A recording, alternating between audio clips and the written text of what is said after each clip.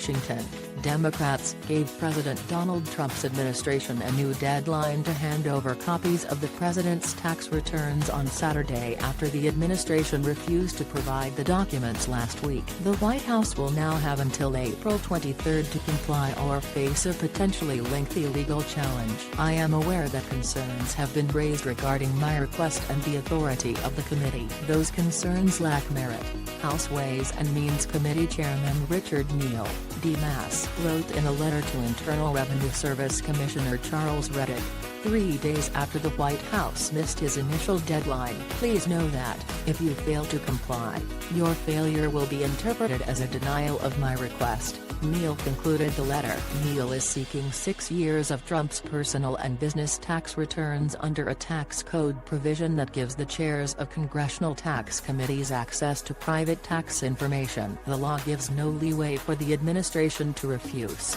but Treasury Secretary Steve Mnuchin said last week that he thought Neal's request was unconstitutional. The legal implications of this request could affect protections for all Americans against politically motivated disclosures of personal tax information, regardless of which party is in power, Mnuchin wrote. The back-and-forth letters are setting the stage for an unprecedented legal fight. Experts say no administration has ever refused to comply with the law before. Democrats should be in a strong position given the broad authority Congress has to investigate the executive branch, but Republicans can still run out the clock. Republicans have been trashing Neal's request as an abuse of power and invasion of privacy, even though they themselves have sought private tax information under the law several times. In February, the Senate Finance Committee sought private tax information related to tax-exempt hospitals, and in 2014 House Republicans obtained and disclosed private tax info as part of an investigation into the IRS. For his part,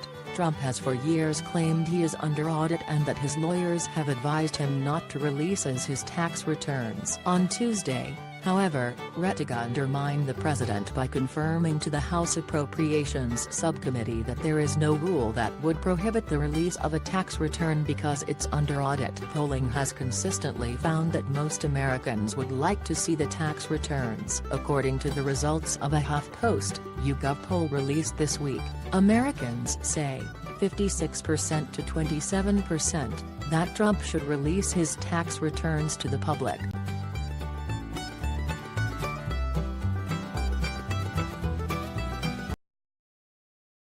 Yeah.